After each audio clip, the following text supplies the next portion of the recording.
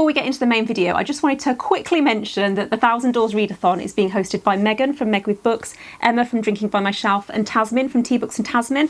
I've started editing this vlog already, and I realised that I didn't actually mention that in my introduction, which probably would have been a good idea, but if you're not following them already, I'm sure you all are, then I'll leave all their details linked in the description of this video. Okay, now on to the main vlog. Hey everyone, and welcome to the start of another reading vlog. Today it is Sunday, the 1st of November, and it's also day one of the 1000 Doors Readathon. Basically, the idea behind this readathon, I think, is that you choose your own adventure. So at midnight last night, the first 3 prompts were released, and basically you pick a book based on one of those prompts, and then depending on how you feel about the book once you finished it, that determines which prompt you get next. I've probably not done a very good job of explaining that, but I'll leave links to the announcement videos in the description, so if you did want to find out more, then they do a much better job of explaining it than I just have. But for my first book, I've decided to go for The Bear and the Nightingale by Catherine Arden, because I think this fits 2 of the prompts, because it's kind of historical,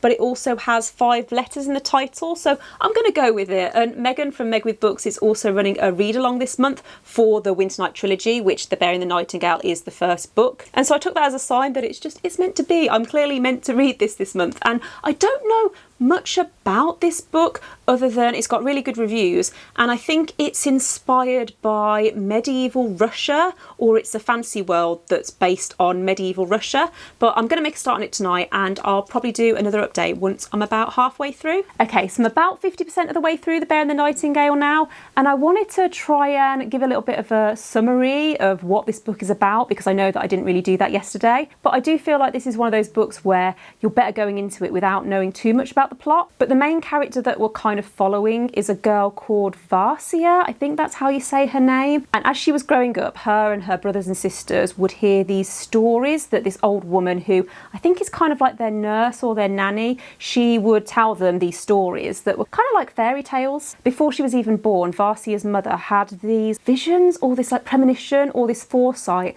that Varsia was going to have magical powers. And the writing in this is very descriptive and it's very beautiful. I feel like if you like Laini Taylor's writing or Maggie Stiefvater's writing, then you'd like this. There's not a lot that's actually happened yet in terms of the plot and the progression of the plot. I feel like it's all very kind of setting the scenes, and it's very atmospherical and very kind of beautiful, and I am really enjoying it. I do like slow-paced books that are like that, and even though this is a readathon, I don't want to rush this, and so I'm kind of taking my time. But I am really excited to see where this book is going, because like I said, I'm halfway through and I can't really predict where it's going to go. Like, I have an inkling of some little things that are going on, but otherwise I'm not confused, just intrigued. So it's now Wednesday and I have a lot to update you on, because last night I finished reading The Bear and the Nightingale by Catherine Arden, and I loved this book in the end. I ended up giving it 4 stars, and you know how there are some books that are plot driven and there are some books that are more character driven?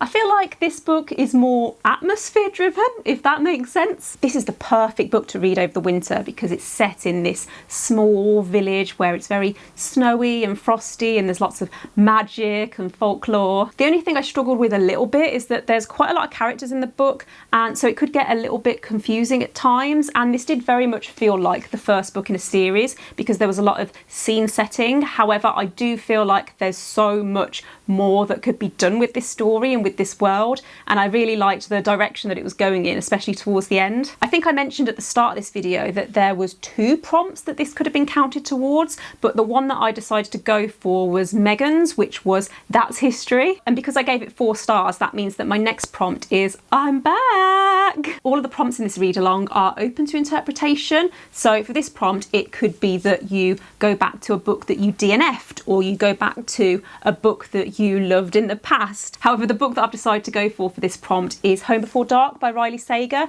because the story is about a woman who goes back to a house that she lived in when she was a kid, so I think it works. I actually started reading this last night and I'm now about 20 to 25% of the way through, and for anyone who doesn't know, this is a thriller that was released this year, I think, and it's about a woman called Maggie who, when she was a kid, she was 5 years old, her and her parents lived in this big, grand, Victorian-style house. However, they only lived there for 20 days in total before they left and fled suddenly in the middle of the night and claimed that the house was haunted. Maggie's dad then went on to write a book about their experience, which became this huge bestseller, and it's kind of followed Maggie around for most of her life. Maggie can't actually remember what happened because she was only 5, but she does think that her parents made most of it up because they wanted to write this book and make a load of money. At the start of the book, we learn that Maggie's dad has passed away and he's left her this house in his will, and she decides to go back to the house for the first time since she was a kid and renovate it and do it up with the intention of selling it on. The chapters alternate, so you get Maggie's perspective in the present, but then you also get chapters from this book that Maggie's dad wrote. So it's basically a book within a book. Even though, like I said, I'm only about a quarter of the way through at the moment, I'm really enjoying this so far. It's given me very Haunted Hill House. No, that's not what it's called. The Haunting of Hill House vibes. The only thing I will say is that this book was expensive because it's not available in the UK as a hardback or a paperback, or it is, but it's very hard to get hold of. You have to import it from an American seller. So I bought it on Kindle and it cost me $5.99, which I have never spent that much on a Kindle book. So I'm really hoping that I like it. Otherwise, I'm going to be really annoyed.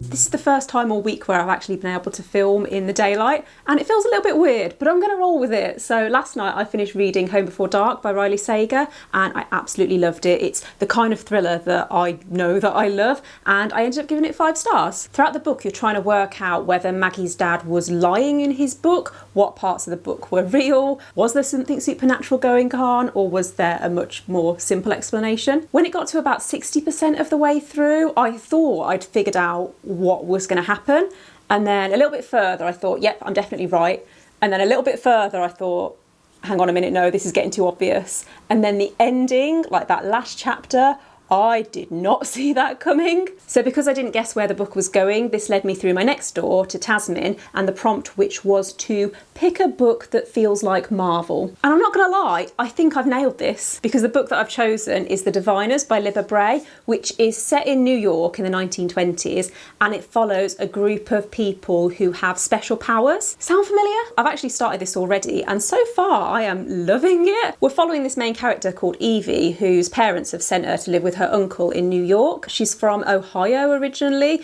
and she was getting into a little bit of trouble, and so her parents thought that it was for the best for her to go away, spend a few months in New York and sort herself out. What they don't know is that Evie actually has these special powers, and at the same time there's also this evil force that seems to be brewing, and a young woman has been found murdered, and we think that it's all kind of linked. There's a few other characters in here, including a guy called Sam, which we love a name twin. And what I'm loving most about this book so far is the characters, because they feel very vibrant. I also like the writing and how the author has used what I'm assuming are real slang terms that would have been used during the 1920s. I think the author has done a really good job of capturing that time period during the 1920s when you had flapper girls and prohibition, and it was all very kind of glitz and glam. I really want to try and get through this book today, or at least get through a good chunk, because it's a Friday. I don't work Fridays, and so I have the time to sit and spend a good few hours reading. If I can finish it today or tomorrow morning at the latest, then that means that tomorrow I can start afresh with a new book,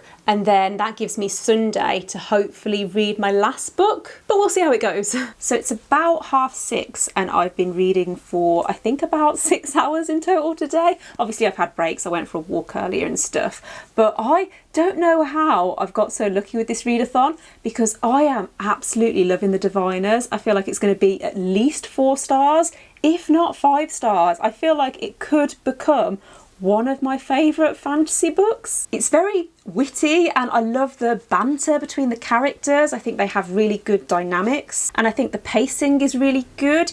It's slow but not too slow, so you can still get to know the characters, but the plot is interesting enough that it's not like boring to read. We're mostly following this 17-year-old girl called Evie, whose uncle is helping the police to investigate these murders that have been happening in New York that seem to be ritualistic. I would definitely recommend this book book in general, but especially if you like the whole found family trope like you get in the book Six of Crows, or if you liked that TV show that came out a few years ago that was called Heroes. This book reminds me a lot of that too. But as I might have said, I'm about 65% of the way through now, so I'm going to read for another few hours tonight and then hopefully finish in the morning if I don't finish it this evening. Hello, so it's Saturday morning and I finished reading The Diviners and I absolutely loved it. I gave it 5 stars, and this book has been on my radar for a little while. I've seen a few booktubers talking about it and putting it on recommendations list,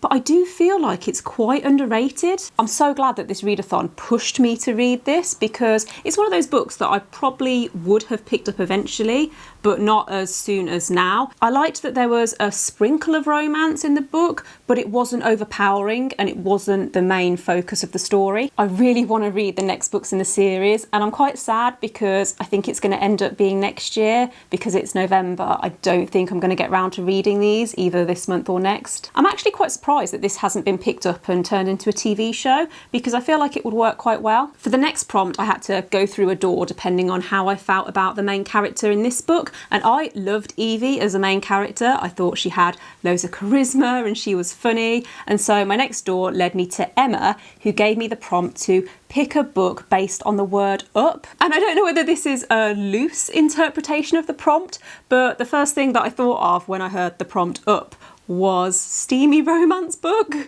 Obviously what I meant by that is that they sweep you up off your feet. Nothing dodgy. My mind is definitely not in the gutter. And the book that I've decided to go for is Take a Hint, Danny Brown by Talia Hibbert, which is the second book in the Brown Sisters series. So I read Get a Life Chloe Brown last month and loved it, and so I've been wanting to find an excuse to read this second book, and perfect opportunity. All I really know about this book is that it follows Chloe's sister Danny, who is bisexual and not really into relationships, but then she meets a security guard and I think they have this fake relationship. There's probably a little more to the story than that, but I really liked Get a Life Chloe Brown, and so I'm really excited to get stuck into this because I'm pretty confident that I'm going to like it too. I'm starting to get a little bit nervous about this vlog, because so far I have loved every single book that I've read, and when does that ever happen? Like, I'm not usually one that shies away from giving 2 or 3 star reviews, and I'm starting to question, am I being too nice? Do I need to be more critical? I feel like I need to start a drinking game where you take a shot every time I say I loved this book or I gave this book 5 stars. I probably shouldn't even be complaining, because obviously this is what I want. I want to be reading books that I enjoy. Nobody wants to read a book that's bad. Anyway, as you've probably gathered, I have finished reading Take a Hint, Danny Brown. I finished it this morning and I loved it, and I gave it 4 stars, not 5 stars. It lost a star just for a couple of little things that I personally would have liked to see. There were a few parts that felt a little bit repetitive, but otherwise it was solid. We're following a woman called Danny Brown, who is a PhD student at this university, and she has a friend called Zaf, who's a security guard at the same university. And one day there's this fire drill or chemical drill, and she gets trapped in a lift, and Zaf saves her very heroically, and he lifts her up and carries her out of the building, and a load of the students take videos and post it online, and their story ends up going viral. Zaf runs a charity where he coaches kids playing rugby, and he also teaches them about mental health and toxic masculinity. And because of the hype that's come from this viral video, he asks Danny to be his fake girlfriend just for a short period of time, so that they can almost take advantage of the publicity to promote his charity. And Danny agrees to help him, and the story kind of goes from there. First of all, what I loved about this book was that before I even got into it, there's a page at the start which has content warnings, and I think the last book had this as well, and all books should have this. I don't really understand why they don't. I really love romance books that have depth and that have diversity, and I also like romance books that have a lot of steamy scenes. So when I find a book that has both and that does both well, then it's pretty much guaranteed that I'm going to enjoy it. Talia Hibbert as a writer does a really good job of building relationships in a way that makes them feel really natural and very realistic. To pick my next book, I had to choose a door based on whether I enjoyed the setting of this book, which it's hard to talk about the setting in romance novels. This book is set in the UK. Talia Hibbert is a British author, I think, and so she writes British humour into her books, which I love. But also with Take a Hint, Danny Brown, part of the book takes place online through tweets, and you also have text messages between the two main characters, which I like that. I like books that have that multimedia aspect. Because I like the setting of this book, this led me to my final prompt, which was to pick a book that I think is going to make me cry, or that I think is going to make me feel sad. And we all know that I cry quite easily at books, but the book that I've decided to go for this prompt is A Monster Calls by Patrick Ness. And I told my friend that I was planning to read this book, and she got this look in her eyes. She's not read the book, but she's seen the film, and it's made me a little bit nervous. It's quite a short book, it's less than 250 pages, so I'm pretty sure that I can finish it in one sitting, and then I'll let you know what I think. So I finished reading A Monster Calls by Patrick Ness, and this book was so sad. I didn't cry as much as I was expecting to, but it was very emotional, and I did think that it was very well written. For anyone who doesn't know, this is about a 13-year-old boy called Connor, whose mum has cancer, and Connor has been having these nightmares every night, and then one evening this monster starts to visit him. And I think that's pretty much all I can really say about the plot. Because it's such a short book, I wouldn't want to say something that could be considered a spoiler, but I did like the overall message within the book, and I'd really be interested in watching the film to see how they've interpreted that. So I guess that brings me now to the end of the vlog, which feels really weird because I feel like all I've done this week is read, work, read, vlog, edit this vlog, and now I don't really know what to do with myself. I don't know if I've actually mentioned, but this is the first readathon that I've ever actually taken part in, and I'm really happy with how it's gone because I loved every single book that I read, which is what you want. But let me know in the comments if you've also been taking part in the 1000 Doors Readathon this week. Let me know if you followed a similar path and what books you ended up reading. And yeah, if you enjoyed this video, don't forget to give it a thumbs up. Click subscribe if you haven't already, and I'll see you in the next one. Bye.